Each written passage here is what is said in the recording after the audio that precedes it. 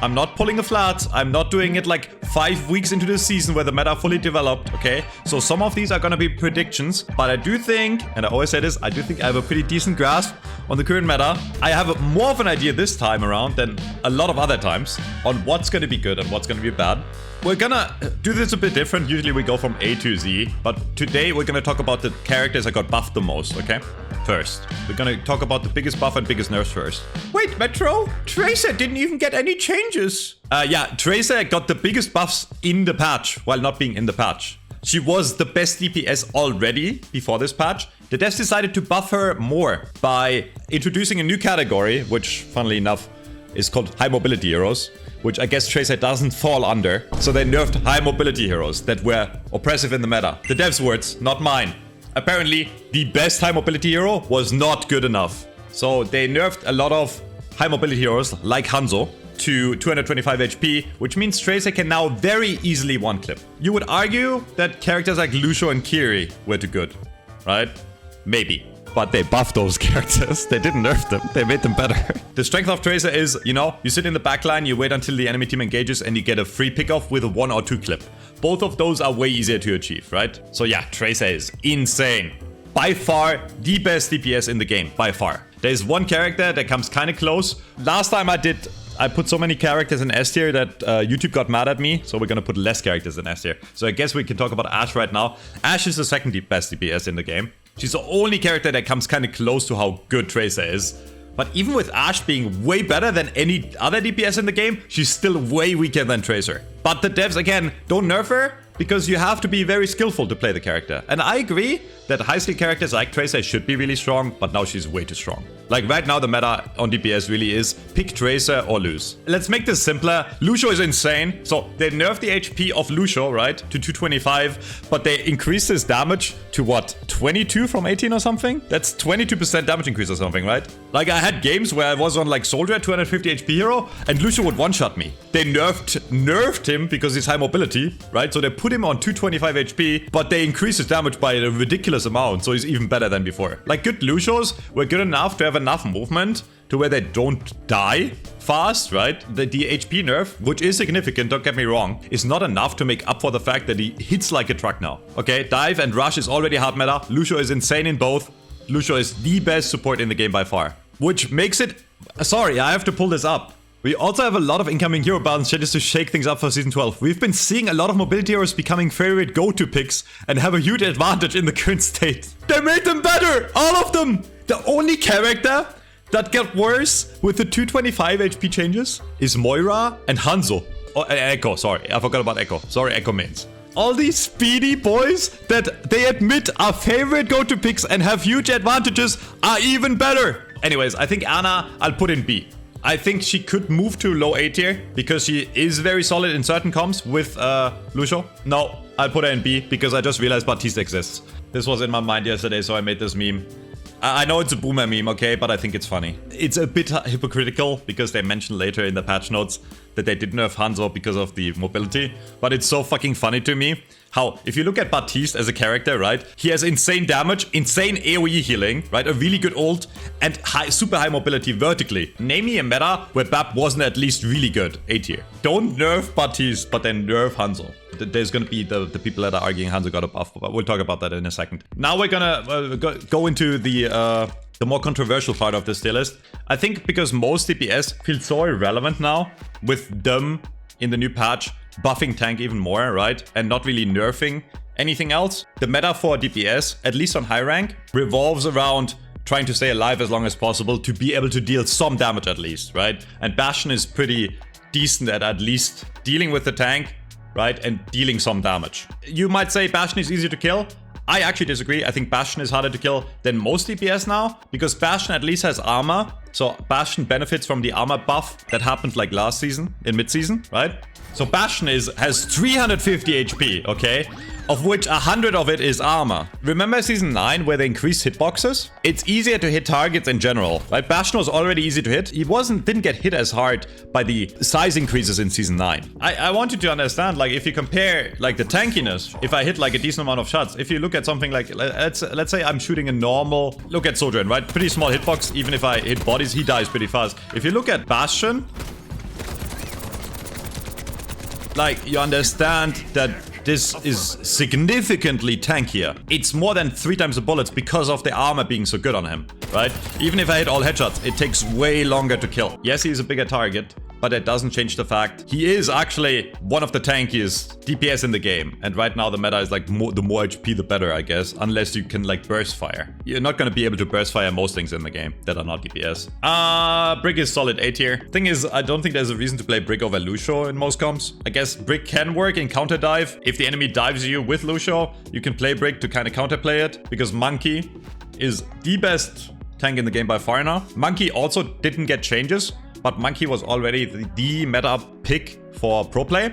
And Monkey was only the 2nd best tank last season after D.Va. But now that D.Va got a nerf, that's kind of small. Yikes. and a lot of the backline characters now have 225 HP instead of 250. Since you want to talk about Reaper, I'll also put him in high B, maybe even low A, because it's the same thing for Reaper as with Bastion. The meta for DPS is, because you're so irrelevant and you're doing nothing, you should play Tracer. If you don't play Tracer, you're kind of throwing, okay? But if you don't want to play Tracer and you don't want to play Ashe, then Reaper is a really good choice, because at least Reaper can live long enough to deal some damage. Cassidy is very... I want to say he's pretty bad. At least he's still kind of tanky and he can still punish counter dive. So I'll put him low B tier. I won't put him C tier. Because Cassidy still has survivability with his role and he can still counterplay by, if the enemy tank dives you, you can throw a flashbang and punish them. And he can still punish characters like Tracer, right? Like Cassidy is still playable against Tracer. The issue with Cassidy is just that he does like no damage anymore in long range because they nerfed his range drastically. I don't think Doomfist is bad. I'm gonna put him in mid B tier. I think he's average. I think he's an average tank. I think if you play Doomfist really well and you have a lot of mechanical talent, you can make him work. But why pick Doomfist over Monkey or D.Va? Monkey and D.Va are both better at protecting the team, they're both better at diving, and they're both better at staying alive. He's like mid, but he's not terrible. D.Va, they reduced her defense matrix by half a second. They're not even like, hey guys, we made D.Va too strong. No. What they said is, the increase in defense matrix availability didn't help D.Va's overall performance that much, compared to the amount of frustration it is causing players on the opposite team. So they're like, oh, we know you hate it, so we're gonna nerf it. But they don't even want to admit that D.Va is OP. I don't know what the fuck they're smoking, bro. If the enemy team has a hit scan player, okay, and he's doing well, you pick D.Va and they can't play the game anymore. That's it. D.Va completely removes players from the game. You can be a terrible player without any skill, pick this character and shut down a really good DPS player because you can just press a button to negate all their damage. Even if D.Va didn't have Matrix, she's still insanely tanky by herself. Like, she has insane armor, she just doesn't die. The only reason I'm rating her lower than Monkey is because Monkey is even better at initiating dives in combination with the team, right? So Echo got a nerf to 225 HP. She was really good before. She was like the 2nd best DPS after Tracer. Now she's absolute dog shit. Well, not absolute dog shit. The nerf to 225 HP is a massive deal because there's a lot of breakpoints in the game that are now crossed to where Echo dies way faster, right? Like the most obvious one is Hanzo one-shot, but there's also ones like Ashe can headshot body shot killer, right? Okay, I did it incorrectly. It was a fire. Cut that out, editor. Yeah, so Ashe can headshot body shot and kill. If I headshot body shot, they live, right? Or what you can do is, obviously, you can also just like headshot 2 hip fire, right? Which is also not a thing for 250, where they live. So it's a massive deal actually, the nerf by 25 HP. Unless the characters get buffed in significant ways like Lucio did with the damage, right? You're trading off your own survivability for dealing more damage. But Echo just got a flat nerf, which makes her mid at best. Echo still has one of the best DPS ults in the game because she can copy a tank and that's OP. But she's not C tier. No, I'm not gonna put her C tier. Genji got no changes. I don't think Genji's quite like terrible. Because remember, if your character didn't get nerfed to 225 this season, it's probably a net buff. So I don't think Genji got worse. I think he's a bit better than last season, but he's still pretty terrible. Yeah, I almost want to put him B tier. Here, controversial, I'll put him B tier because I do think you can play him. He's playable. But like, again, no reason to pick Genji over Tracer, right? So my hatred Illari grows every single patch. They didn't nerf her at all. They reduced her bullets to 14 instead of 16. Illari already never had to reload. What is 14 bullets instead of 16 gonna do, right? Like, If I only want to shoot full charge shots on Illari, maybe you can put a timer on the top, how long this takes. Right? You reload once every 5 fucking years. And the reload is really fast anyways. It doesn't do anything. Right? The issue with Illari, as Samito really nicely said in his last video, that you can't kill her if she has a pylon up. And if you put the pylon like here, right, on a normal map, how am I gonna kill the pylon if the Illari sits in front of me? Illari wins 1v1s against any DPS in the game because she can shoulder peek like Cassidy while doing more damage than Cassidy, on longer range than Cassidy, with a bigger hitbox than Cassidy, while having permanent heal that doesn't have to do anything, with the best DPS ult in the game, on a support. Now, the one thing that Illari doesn't have is a lot of burst heal and survivability. It's gonna be hard to play Illari with like a Lucio, but like Illari you want to play in comps where you kind of stay backline, poke heavy. She's insane, like she's just better than any DPS. She has a higher damage fall off than Ashe. She has longer range than Ashe, and she can't even scope down. Junkrat Queen, B tier? So Junkrat Queen falls in the same category as Doomfist, to where she's a good rush character, but she's not as good as Ramatra on rush, in my opinion, right? Like Ramatra is a better rush character because Ramatra lives longer and is more multi-versatile with his shield and his 5 billion HP in Nemesis. Junkrat is actually way better than before. The mine combo, the one-shot combo that Junkrat used to have, you now have back against a lot of characters. All of the 225 HP characters can be one-shot again by Junkrat. So Junkrat is a super solid tank. Junkrat is a super solid DPS that also does really good damage against tanks still, because again, it's a slow projectile that does one big burst of damage, so it doesn't get affected by the armor a lot, right? Low A tier. I don't think he's S tier. No, I don't think Junkrat is S tier. There is still counterplay to Junkrat. Junkrat is not even close to as good as Tracer, and I would argue in most situations that Ashe is better than Junkrat still. Yeah, the dev said when a new character releases, they want to put them on the safe side of strong. Juno is on the safe side of absolute utter dogshit. She's almost Lifeweaver levels bad. It's really sad to say, because I think Juno is the most fun support they added since Ana, and the most fair support they added in 7 years of Overwatch. It's an amazing character design based on aim, movement, a lot of fast decision making, really fast, like using the speed ring and making your team use the speed ring is really fucking cool. Her movement is really fucking cool, but she does like no damage, and they nerfed her on launch. They nerfed her to 225 HP. And here's the thing, okay? Which supports do not have self-heal? Zenyatta, right? Doesn't have self-heal. And now Juno. Every character has the option to self-heal. Mercy is true, but Mercy does heal passively faster. So here's the issue with Juno. If she gets 1v1 by like a Sombra or a Tracer or a tank, she dies. You can't get away in time, and she has no way to make herself live. The reason they gave Juno a lot of shield armor, like Zenyatta, is because shield used to like save you, right? Like if you took damage on shield, you would regen fast. But the game is so fast-paced now, the support passive exists, right? So stuff like shields on Juno doesn't really matter. Obviously, the shield regen kicks in faster than the self-heal, but it's by like 1 second, right? So by the time your survival mechanic kicks in, right? We're standing here. And now the self-healing passive already kicked in. So it doesn't do anything, right? They added the shields to her, but shields are actually fucking useless now. That means you get like 10 extra HP after 2 seconds. It doesn't matter at all, right? She can't stay alive. And she doesn't have immortality abilities. So she's just an insanely weak character right now. Which is really sad to see, because I really wish they would have made a meta.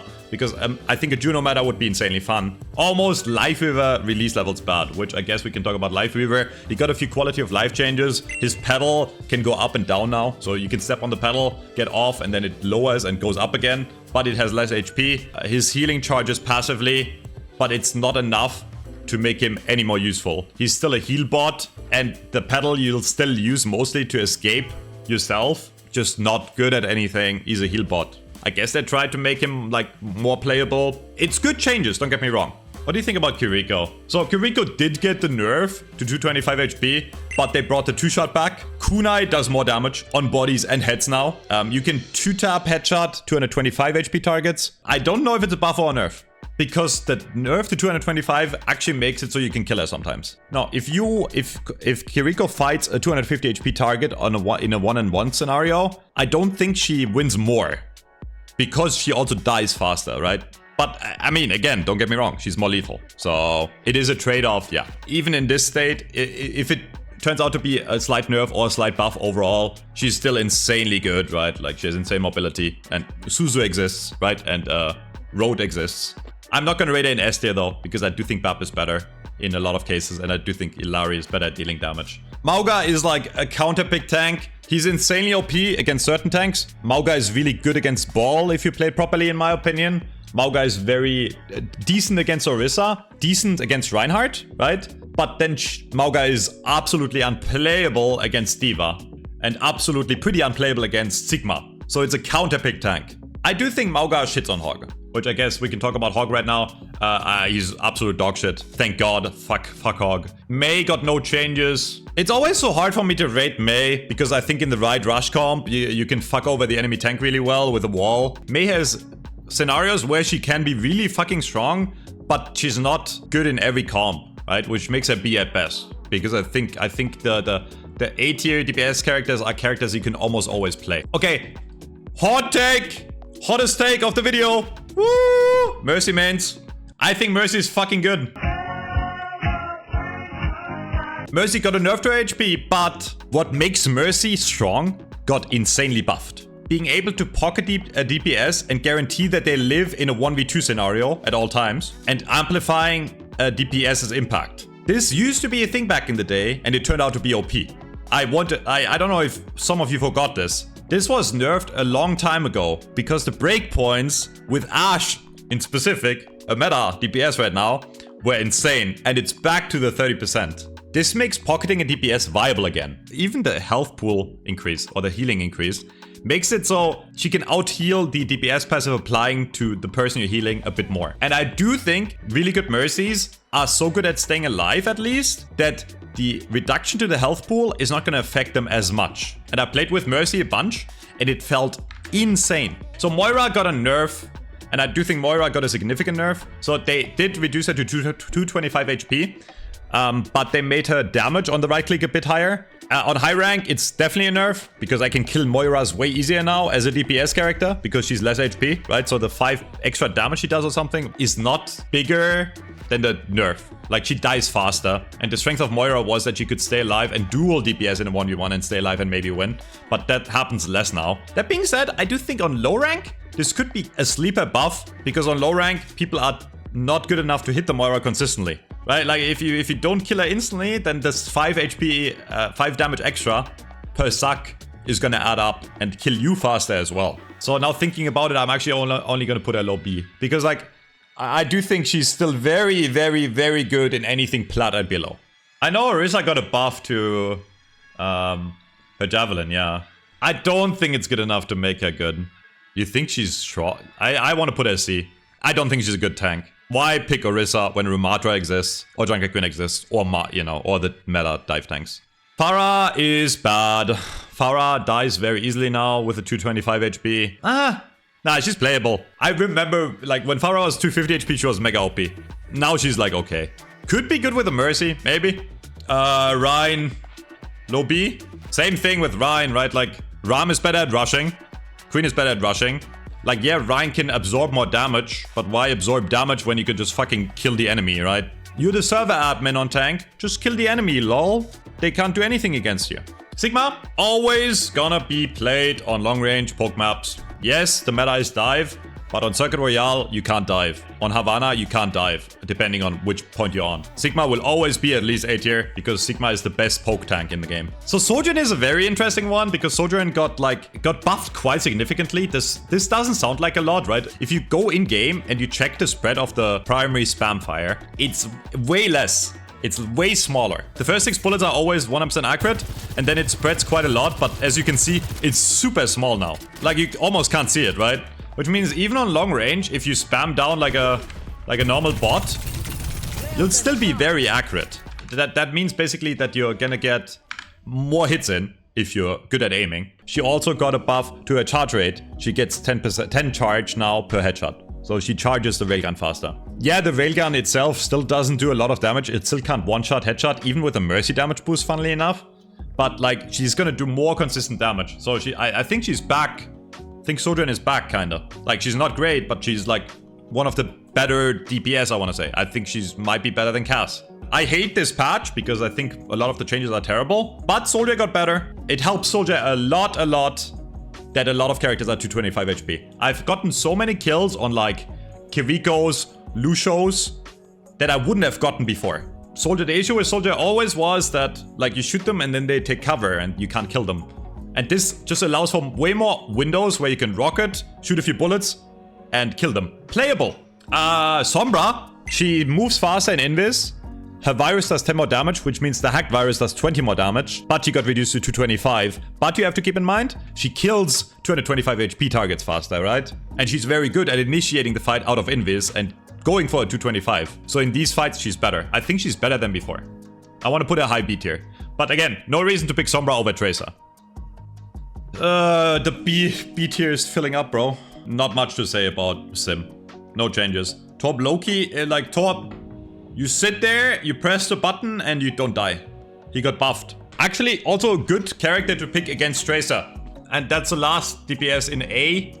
I cannot justify Venture in A. Venture is kind of like Torb, where you set up a kill, and you get a kill, and you trade at least 1-for-1. Since you're spectating anyways when you play DPS, you might as well go for the one-on-one trade every time. You know, at least you can trade for an enemy support. Faster one tap, one burst on Venture. They're an annoying character. Widowmaker. This is the first time I'm going to put Widowmaker in high B instead of mid B. I think Widow is good because she can kill things with one shot.